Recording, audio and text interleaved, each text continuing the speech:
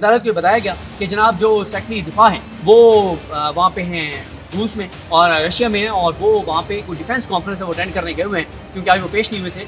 तो अदालत ने कहा कि यकीनन उनसे वहाँ पे पाकिस्तान में जो जबरी गुमशुदगियाँ उसके बारे में नहीं पूछा जाएगा और प्यूटन तो बिल्कुल भी नहीं पूछे गए इस हवाले से। और उन्होंने कहा कि एक तरफ तो हम दुनिया भर को कह रहे हैं कि आप यहाँ पे आके इन्वेस्टमेंट करें, दूसरी तरफ आप यहाँ पे लोगों को जबरी तौर पर गुमशुदा कर रहे हैं, तो ये क्या मैसेज दे रहे हैं। उन्होंने कहा कि ये दुनिया को ना दिखाएं कि पाकिस्तान की अदालतें जो हैं वो बिल्कुल गैर मौसर हो गई हैं और उनका कोई असर नहीं रहा। मियां गुलिस्तान औरंगजेब साहब ने कहा कि आप अगवाकारों के साथ बैठें, उनसे बात करें। तो आमिर रहमान साहब ने कहा जी हमें तो नहीं पता कि अगवाकार कौन है। तो मुस्कुरा के देखा मियां गुलिस्तान औरंगजेब साहब ने कहा, उन्होंने कहा कि यानी आपको पता ही है कि कौन अगवाकार हैं, ये सारी चीज़ें हैं। बिस्मिल्लाहिर्रहमानिर्रहीम, अस्सलाम वालेकुम। SNN के साथ मैं मुझाम फुरकान चौधरी। अज़हर मिशवानी के भाइयों का केस के हवाले से इस्लामाबाद हाई कोर्ट में सदीक जान इस वक्त SNN से खसूसी बात कर रहे हैं, आपको ले चलते हैं।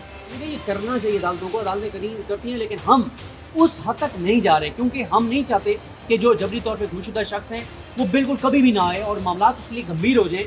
हम ये चाहते हैं कि हम सरकार को, इदारों को मौका देते हैं कि आप जिस बंदे को आपने उठाया है आप उसकी गिरफ्तारी डाल दें, आप उसको रिकॉर्ड पे ले आएँ, हम चैप्टर वहीं पे क्लोज कर देंगे, हम फाइल वहाँ पर बंद कर देंगे। उन्होंने फिर मिसालें दी कि किस किस केस में ये मामला अदालत में आया। अदालत ने जब आया उन्होंने उसको प्रोड्यूस कर दिया। मसलन अहमद फराद का केस है, उसको जब प्रोड्यूस कर दिया कश्मीर में, चैप्टर क्लोज हो गया। अहमद जंजुआ है, उनका मामला उनको वहाँ पे प्रोड्यूस कर दिया। इस तरह और कई शहरी हैं जो इनके मामला जब इस्लामाबाद हाई कोर्ट में आए और इस्लामाबाद हाई कोर्ट के आज़ाद जजेस ने जब अहकाम जारी किए, सख्त ऑब्जर्वेशन दी, तो सरकार ने उनको जाके और वहाँ पे प्रोड्यूस कर दिया किसी अदालत में। तो उन्होंने कहा जब आप किसी को कहीं प्रोड्यूस कर देंगे तो हम ये फाइल बंद कर लेंगे, हम आगे मामला को नहीं लेकर जाएंगे। उन्होंने कहा कि इस मामले को ज़ाती अना का मसला ना बनाएं, इसको अपनी ज़िद ना बनाएं, इसको लड़ाई ना बनाएं। हम इन मामला को क्लोज़ करना चाहते हैं, हम इन मामला को आगे लेकर नहीं जाना चाहते।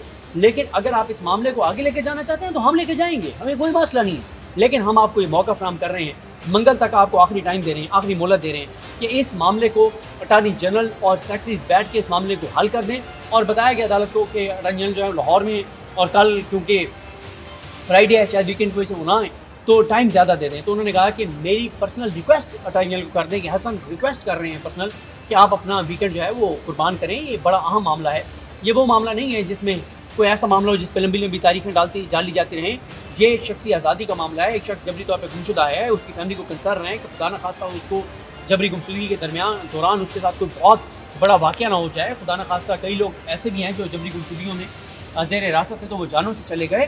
तो ये सारी चीज़ें फिर अदालत ने आज ज़ाहिर जिक्र किया कि वज़ीर आज़म को बुलाया गया था, लेकिन वज़ीर आज़म शहबाज शरीफ को जब बुलाया गया तो उसके बाद जबरी गुमशुदगियाँ बढ़ गई, बजाय इसके कि जबरी गुमशुदगियाँ कम होती, जबरी गुमशुदगियाँ बढ़ गई। और आज अदालत ने एक बात और बड़ी वाज़ेह की है कि देखें आइन के मुताबिक जो जिम्मेदार हैं वो वज़ीर आज़म पाकिस्तान और काबीना है, इसलिए वज़ीर आज़म और काबीना जो है वो जिम्मेदार हैं। वज़ीर आज़म को अपनी जिम्मेदारी अदा करनी होगी। और अदालत ने देखें ये इन्होंने, मैं बार बार हवाला देता हूँ शहबाज गिल साहब के भाई गुलाम शबीर की गुमशुदगी के केस में जस्टिस मियां गुलिस्तान औरंगजेब साहब ने लिखा था ये स्टेप ऑफ स्टेट का, उन्होंने कहा था कि स्टेप ऑफ स्टेट ये जो नाजी हुकूमत थी, जो हिटलर था, उसने एक पुलिस फोर्स खुफिया बनाई थी जिसका मकसद सियासी मुखालफिन को सबक सिखाना, जबरी तौर पर गुमशुदा करना, तशद्दुद करना, टॉर्चर करना, आवाज़ें बंद कराना, ये सारे उनके मकासद थे।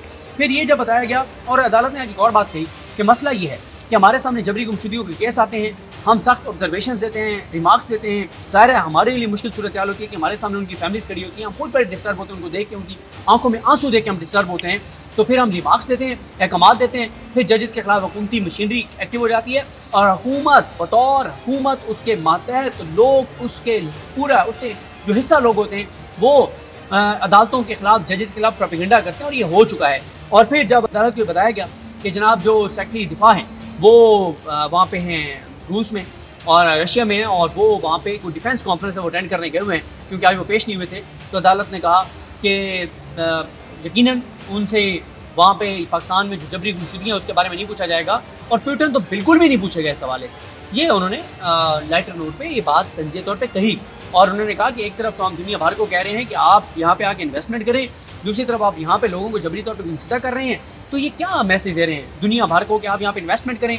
और उन्होंने कहा दुनिया को थोड़ा सा मैसेज जाने दें कि पाकिस्तान के अंदर अदालतें काम कर रही हैं, दुनिया को ये देखने दें और बताने दें कि यहाँ पे कोई निज़ाम है, यहाँ पे कोई इदारे हैं जो इन चीज़ों को देखते हैं। उन्होंने कहा कि ये दुनिया को ना दिखाएं कि पाकिस्तान की अदालतें जो हैं वो बिल्कुल गैर मौसर हो गई हैं और उनका कोई असर नहीं रहा। और अदालत ने आज ये भी कहा कि ड्यू प्रोसेस आप करें, आप जिनके ऊपर इल्ज़ामात हैं जिनके ऊपर इल्ज़ामात हैं उनको अदालतों में प्रोड्यूस करें और कानून के मुताबिक चलाएं। उन्होंने कहा कि अगर कोई दहशतगर्द है उसके खिलाफ कार्रवाई करें, अदालतें उसमें नहीं पड़ेंगी। लेकिन मसला ये है कि जहाँ पे आप सियासी मुखालफिन को, फिर अदालत ने आज एक और बात बहुत इंपॉर्टेंट की, उन्होंने कहा जहाँ पे पुलिस ने किसी को पकड़ना हो वो पुलिस को पता चल जाता है कि किसने बंदा उठाया है, वो सारा होता है।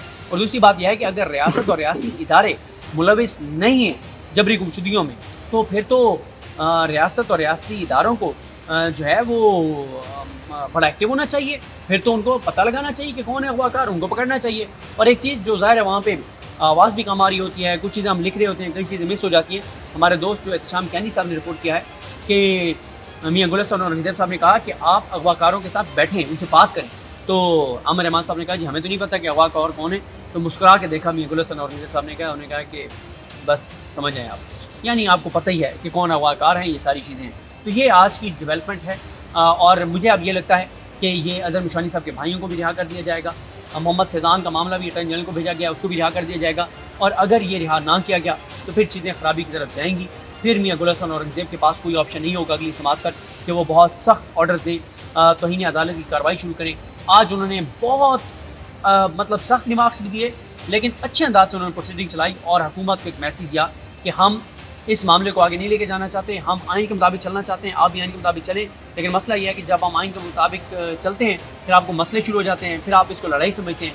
तो अगर आप इसको लड़ाई समझते हैं तो हम तो फिर किसी भी हद तक जाने के लिए तैयार हैं, क्योंकि आइन हमें ये जिम्मेदारी देता है, पाबंद बनाता है कि हम जबरी गुमशुदगियों के मामले में जबरी तौर पर जुर्मशुदा अफराद को बाजियाब करवाएँ। ये आज का अहवाल है।